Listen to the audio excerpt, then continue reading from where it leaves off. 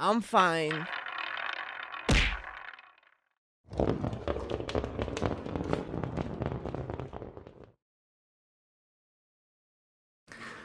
Andrew McCART, IFL TV, delighted for the first time to be joined by Jai Opetaia. Jai, you're out here in Saudi Arabia. I've been here a day. You've been here a couple of days. How are you finding it? Awesome, man. They've really raised the bar around here. I think I've left this hotel once. Everything I need is here, and we're not here for a holiday. We're here to get a job done. So, we've got 2 gyms here. There's the boxing gym, conditioning gym. The food is excellent. We've got all the food we need. So I've just been living here, training every day. My hard work's not done yet. We've been here for about four days, grinding every day, double sessions. We're just sort of having to taper down now that we're in the week at the gym, but we're still training hard. You know what I mean? I'm excited. I'm ready to get in the ring. Obviously, you've got a tough fight ahead of you against an undefeated opponent in Ellis Oro. But let's talk about the breaking news that obviously just happened a couple of days ago. Obviously, you were sort of forced by the IBF, let's say it, forced by the IBF to vacate your IBF title. Obviously, your senior statement with Marius Breda's being injured, so you can have a voluntary defence against Oro. It took them 2 weeks before the fight, or a week before the fight, to make the decision that you can't fight for the IBF title. Now, you don't have to keep it PG. I know you've kept it PG the last 3 interviews, but you don't have to keep it PG with me. How frustrated are you right now? Yeah, it's frustrating. You want me to say something? I want the clickbait. No, man. It's frustrating. I worked very hard to get that belt. And breaking the jaw, and the hardest thing was the 4 months after the fight. You know what I mean? Having that, eating out of a straw for 4 months. Not being able to chew. I had jaw infections, throat infections. Like the healing process. It was a roller coaster, man. I dragged myself out of some deep holes coming out of that, but what doesn't break you makes you. It's all part of the journey, and it was a chapter in the book, and now we're on to the next chapter. The IBF unfortunately stripped me, but it is what it is. We're focused forward. Our vision is forward, so we're not looking back. If they don't want to ride with us, then don't let them. You know what I mean? When another world title comes, we'll win that one. You've still got the Ring Magazine belt, so at least you've still got something around your waist. And obviously, Ellis Oro, like I said, you're training double sessions, you're training extra hard this week, like you just mentioned there. Now, talk to me about Ellis. What do you know of him? Obviously, he's undefeated. He's coming here with probably no pressure, because you're obviously the heavy favourite going into this fight. So he's coming here with no pressure. And sometimes that's a little bit dangerous for yourself, going in against somebody that's got no pressure on their shoulders. I know we're talking about the Chris Smiths, and we're talking about all these guys ahead of you, but you can't take your mind off Ellis right now. So what kind of fight are you expecting from on Saturday night? Yeah, I know that's dangerous, and I've been thinking about that sort of stuff, but man, I live in pressure, you know what I mean? I've always been under pressure, my whole career, every fight for me has been crucial, I've always thought if I lose, my career's over. I've always treated every fight like that, so this ain't nothing new, we embrace the pressure, we ride with it now, you know what I mean? I used to let it get into my head, but now it's something I thrive off, so, more pressure the better, let's get it done. What can we expect from you? Obviously, I'll be expecting a big statement because the frustrations of being stripped. Are you going to take that into this fight and get a big win like you did against John Thompson last time out? Or are you just going to go out there and enjoy yourself? I just got to go out there and fight smart. You know what I mean? Wait for those openings, set some openings, make some openings, and then capitalise on them. That's what I do.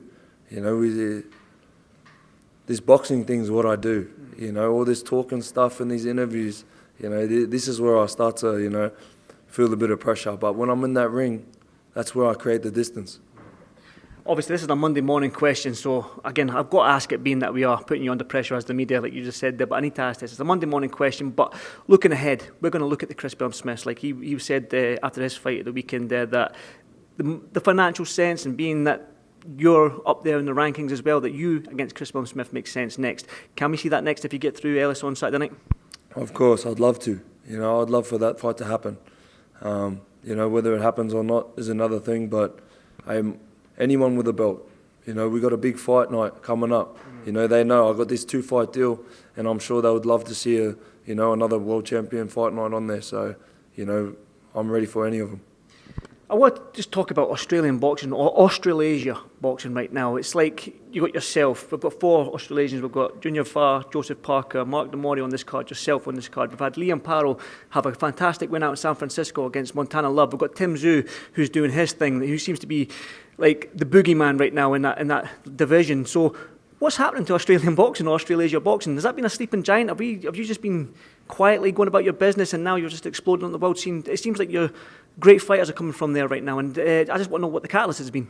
Definitely. I feel like Australian boxing's at a peak at the moment. You know, we've got women boxers, men boxers. Shout out to all those boys you just named, you know what I mean? We're at the forefront of our country, our nation, and we're going overseas, digging our flag in the ground, you know what I mean? We're making statements everywhere, you know. Parrow just made an awesome statement. So it's a very proud moment for me, you know, to be up there with those boys and making changes and setting the bar for the younger kids like us, you know what I mean? Because when we were growing up, the international level of the professionals, it was kind of there, but, you know, we grew up fighting on, you know, NRL fight nights, and, you know, there was footy players fighting on main events, and, you know, we had Choc Mundine and stuff like that. But now we're mixing it with the best, and a lot of us are. So I'm proud of my nation, I'm proud of my country, and I'm proud to be here on one of the biggest boxing stages in the world, flying those flags. So, you know, it's exciting, but it's just getting started. Definitely. Well, I want to touch on Joseph Parker because I know you are good friends with Joseph. Now, I'm going to ask a question. I'll probably ask a 2 parts to this question, or keep it simple, really. I've got Joshua against Otto Wallen. You've got your friend Parker against Deontay Wilder. Now, when you look at them 2 fights, with Joshua and Wilder, who has the toughest fight, do you believe?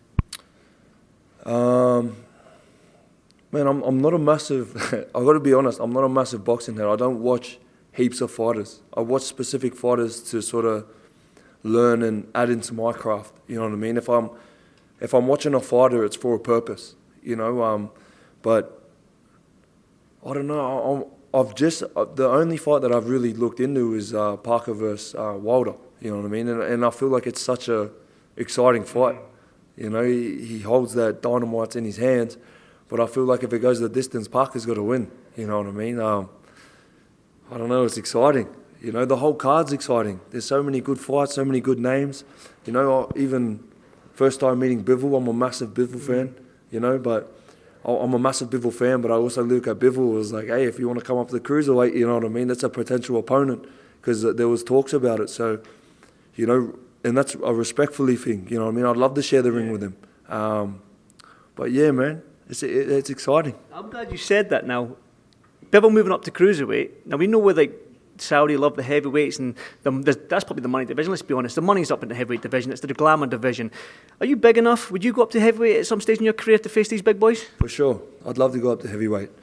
Further down the track, though, you know, I've got a lot of boxes to tick, and I've got a job to do. But I definitely see me mixing it up with the big boys, for sure.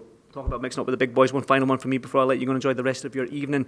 Tyson Fury, I know you've answered this question. I don't know, is there any information you can tell me? The sparring, obviously, being that you are probably the same height as Usyk, southpaw, it makes a lot of sense. Are you sparring Tyson Fury? For sure. Yeah, we've been in talks with going over there before the next fight. The second fight here in Riyadh. So, you know, it should be good. It'll be a good experience. I'm looking forward to it. Listen, Jai, absolute pleasure to speak to you, big man. Enjoy the rest of the evening. I'll see you soon. Thank you, brother. Thank you. I'm fine.